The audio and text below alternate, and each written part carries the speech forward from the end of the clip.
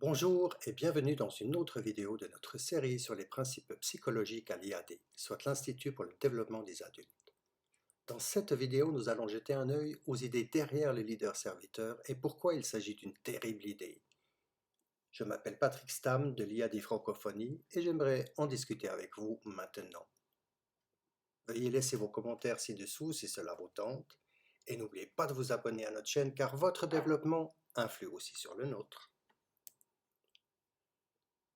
Alors, qu'est-ce qu'un leader-serviteur? Il s'agit d'une définition commune du leader-serviteur que nous voyons sur les publications telles LinkedIn ou Facebook, voire d'autres réseaux sociaux. N'oubliez pas de mettre la vidéo en pause pour lire la diapositive à tout moment. Tout d'abord, il n'est pas possible d'aller au-delà de notre propre intérêt. Tout ce que vous faites est dans votre propre intérêt, y compris prétendre diriger les autres pour eux. Vous le faites vraiment pour eux, pour vous. Ensuite, le mot qui est légèrement dérangeant est abonné. Vous pouvez vous faire votre propre opinion à ce sujet. Enfin, les conséquences sont un peu moralisatrices. Sens supérieur de la justice, selon qui, quelle échelle est-elle utilisée, comment mesure-t-on pareil élément? L'illustration suivante sera notre exemple du jour, dont vous trouverez le texte anglais traduit sur les prochaines pages. Il s'agit en fait d'une image que nous avons prise de LinkedIn et qui est apparue sur notre flux. Si vous préférez, veuillez mettre la vidéo en pause pour lire le contenu en anglais à votre guise. Je voudrais l'utiliser maintenant pour expliquer comment il y a des problèmes avec les principes du leader-serviteur d'un point de vue du développement vertical, lorsque nous y injectons l'intention, la conscience, le choix et la réaction dans le cadre. En lisant l'image, remarquez comment vous y réagissez aussi émotionnellement. Elle est conçue pour vous donner l'impression qu'il est important et utile de devenir un leader-serviteur. Ce sont les mêmes mots, traduits en français, mais sans les graphiques émotifs.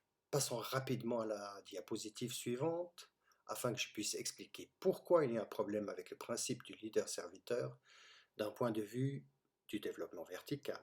Mais entre-temps, si vous désirez en prendre connaissance à votre guise, stoppez la vidéo et lisez tranquillement. Toutes les puces en rouge créent un problème du point de vue du développement. Il est évident pour quiconque a étudié le développement des adultes que le leader-serviteur est émotionnellement limité et donc incapable de diriger une grande organisation.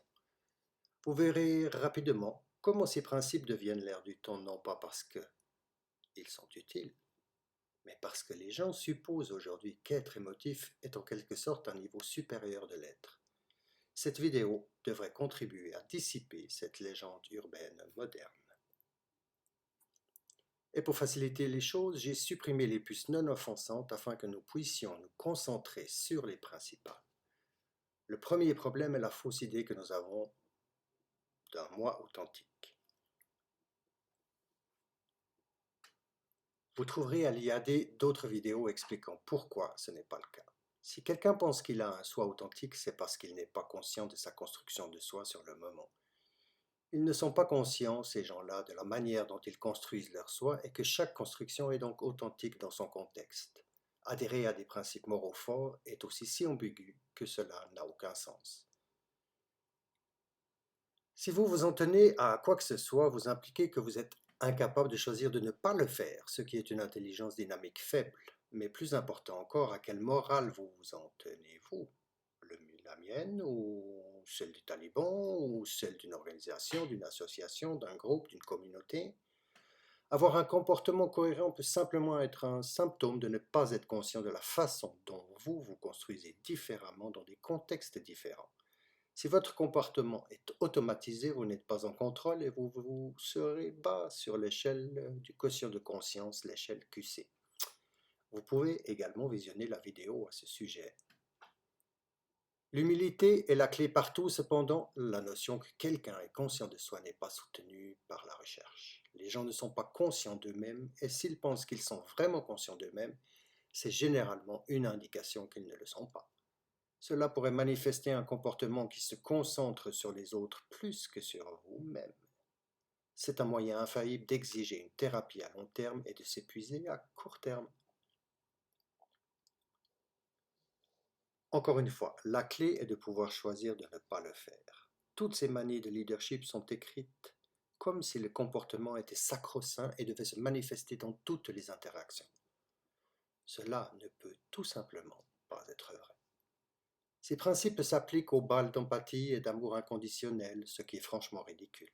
Nous pouvons en choisir un de plus en guise de réflexion finale. Être conscient de ce qui n'est pas dit est un conseil très dangereux et généralement pratiqué uniquement par des charlatans inexpérimentés essayant de vous vendre un atelier de PNL simpliste, PNL pour programmation neuro-linguistique. Tout ce que vous pensez que quelqu'un dit alors qu'il ne l'a pas dit est tout simplement votre illusion. Les puces restantes sont soit trop simples, soit des facsimilés des autres et ne méritent donc pas l'attention. Passons aux 2 diapositives suivantes en ajoutant le cadre ICCR, soit intention, conscience, choix, réaction. Ces 2 prochaines diapositives mettent en format texte ce que nous venons de dire. Vous pouvez donc mettre la vidéo en pause ici pour en lire les détails, si vous le souhaitez bien entendu.